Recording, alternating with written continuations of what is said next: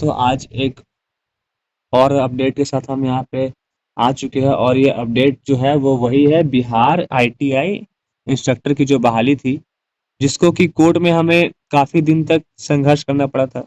तो फाइनली जो कोर्ट का जो फैसला आया था, ये पूरा वो 35 पन्ना का पीडीएफ है। ये पूरा वही पीडीएफ है जिस जिसमें पूरा कोर्ट जो अपना पूरा फैसला जिस तरह से बताया है उन्होंने, न्यायालय ने, वो सारा फैसला इसमें है। और इस फैसले में बहुत बहुत सी बातें लिखी है, बहुत सी बातें जो कि पढ़ना एक वीडियो में तो संभव नहीं है। लेकिन इस फैसले से रिलेटेड जो सबसे मुख्य बातें हैं ना, वो मैं आपको कुछ पॉइंट पढ़ के मैं आपको समझा दूंगा अभी। और इसका जो सार जो है मतलब पूरा फैसला है कि जो बहाली प्रक्रिया थी वो तो पूरी होगी, और जो भी लोग पास है वो सभी अपने अपने बहुत जल्दी इलेक्शन के बाद इस बहाली प्रक्रिया का फिर से चालू करने का बात कहा गया है। और आप अपना जो भी आपका डॉक्यूमेंट है उसको तैयार करके रखें, ठीक है। और तब तक हम आपको जो इस फैसले में जो मेन जो पॉइंट कहा गया वो हम आपको बताते हैं एक बार, जो इस कोर्ट फैसले का सबसे मेन था। जैसे आप यहाँ आएंगे page number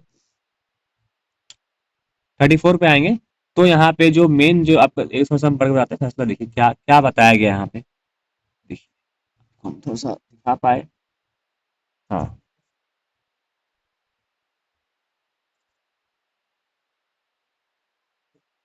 Hence, the selection to be carried out on the basis also in conformity with the directions of the central government as adopted by the state government in the advertisement।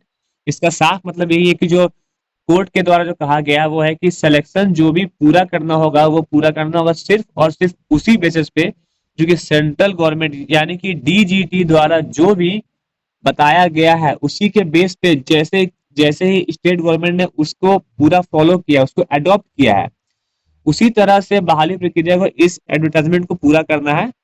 इसमें कोई भी छेड़छाड़ नहीं करना है, ठीक है।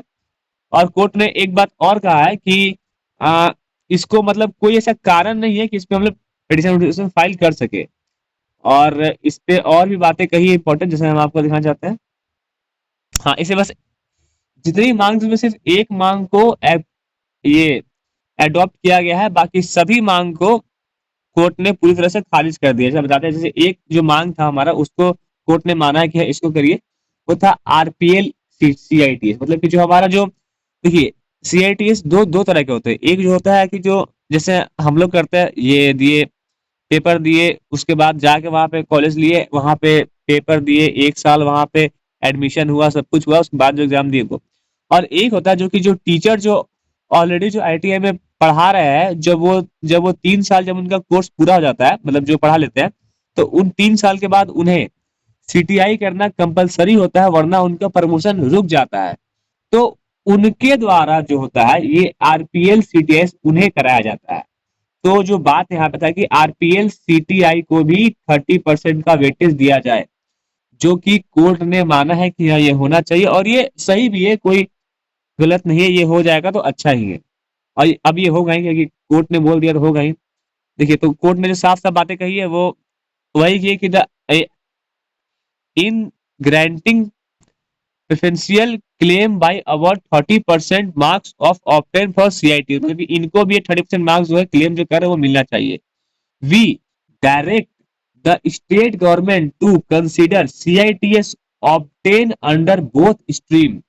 जो भी बोथ स्ट्रीम में सीटीआई है उसको वो लोग कंसीडर करें रेगुलर आरपीएल, समझे? मतलब कि जो भी आरपीएल उनसे मिलता जुलता स्कीम में है, मतलब कि उसमें अगर उनका है, तो आरपीएल सीआईटीएस को भी 30% का वेटेज देने का मांग हुआ है, और वो सही है, और वो कोर्ट ने प्रूव कर दिया है, तो उनको मिलेगा ही।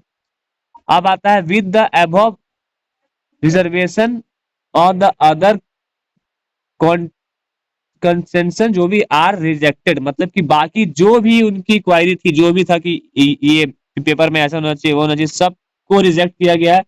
सिर्फ और सिर्फ इसको ही एक जो है उसको एक्सेप्ट किया गया, बाकी सबको रिजेक्ट कर दिया गया है। और बढ़ते आगे हम। तो बस यही जो मेन जो मोटा मोटी जो बात था वो कोर्ट ने कही है, कि जो कोर्ट का जो मेन जो था उसमें नहीं चलेगा, बाकी सारा जो मांग था उसको हटा दिया गया, सिर्फ एक जो आरपीएल वाला मांग था उसको ही एक्सेप्ट किया गया, आरपीएल सीटीआई वाला, बाकी सभी को रिजेक्ट कर दिया गया। और जो बच्चे भी पास है, देखो ये आरपीएल वाला क्या था ना कि एक बात आता है आप लोग कि जो भी संविदा पहले से काम कर रहे थे उन लोग के साथ क्या हुआ है कि उनमें से अधिकतर ना क्वालिफाइंग जो मार्क्स थे वो भी नहीं ला पाया है। तो इस कारण से उन्होंने काफी सारे क्लेम किए थे, लेकिन कोर्ट ने सबको खारिज कर दिया है। मतलब कि जो पहले से काम कर रहे थे उनकी भी सिलेक्शन की संभावना काफी कम हो गई है, क्योंकि वो लोग भी पास ही नहीं कर पाए इस एग्जाम को। तो इसीलिए काफी सारी इंक्वायरी थी और कोर्ट ने पूरा पूरा क्लियर कर दिया है। और बाकी देखिए कोर्ट ने कहा है कि इसको आपको आरपीएल को मानना पड़ेगा, बाकी सबको हटा दिया गया है बस। और यही कोर्ट का जो फैसला था, ये उसकी कॉपी है, आप देख सकते हैं। देखिए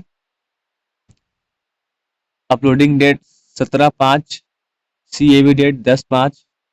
तो यही पूरा पूरा हमारा कोर्ट का फैसला था, जो कि हम आपको एक बार पढ़ के भी कुछ शॉर्ट में कुछ मेन पॉइंट समझा दिए। और ये काफी सारा है, आप एक बार इसको पढ़ लेंगे। अगर आपको ये कॉपी चाहिए होगा तो ये कॉपी आप हमारे डिस्क्रिप्शन बॉक्स में जाके आपकी कॉपी मिल जाएगा।